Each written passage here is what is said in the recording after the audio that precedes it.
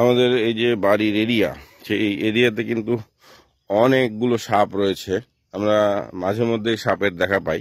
তো এই ধরনের কাজ এখানে করছে যে পাগার বলে এগুলো, পাগার বাঁধার কাজ। পাগার বাঁধতে বাঁধতে ওনারা যারা কাজ করছে তারা কিন্তু সাপের দেখা পেয়েছে।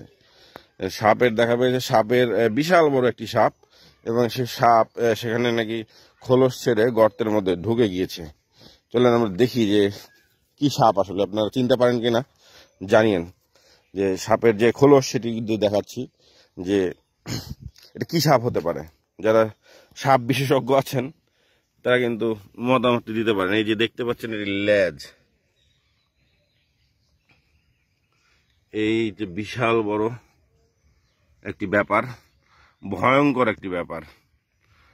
চিকচিক করে সাপের যে খোলস, সেই খোলস দেখে আমার ভয় লাগছে অনেক। এটা একটি ভয়ঙ্কর ব্যাপার, এবং এটি যে কত বড় সেটি আপনাদের পুরো যখন এটার দেখান যাবে, করা যাবে, তখন এটা বুঝতে পারবেন। কারণ মাথার দিকেরটা কিন্তু অনেক ক্ষয় হয়ে গিয়েছে, এটা মনে হয় নষ্ট হয়ে গিয়েছে। এই দেখেন, এটা মাথার লেস কত বড়। কয় হাত হবে এটা চাচা? 3-4 হাত হবে কমপক্ষে। এই মাথার পরে দেখেন এই যে বিষয়, আম গাছের একদম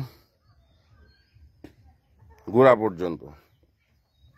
আর এই যে কালারটা দেখাচ্ছি, আপনারা যারা জানেন তারা কিন্তু জানান যে এটা কি সাপ হতে পারে। এটা অবশ্যই গোখরা সাপ বা গুমা সাপ বলে আমাদের এলাকায়। বিভিন্ন প্রজাতির সাপ রয়েছে বিষধর এই রাজশাহী এলাকায়। তার মধ্যে এটা কোন প্রজাতির, যারা আপনারা জানেন একটু জানান। সেই জন্যই ভিডিওটা করা। আসলে আমরা জানতে চাচ্ছি যে আমাদের এই ভিটাতে কি প্রজাতির সাপ রয়েছে।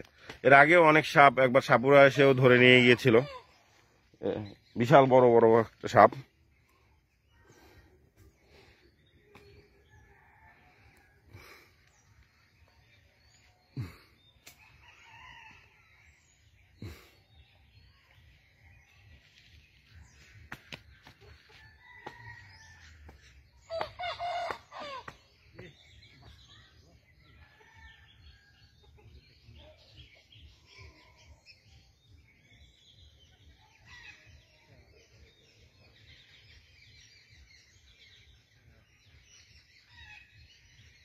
সুন্দর আসতেছে।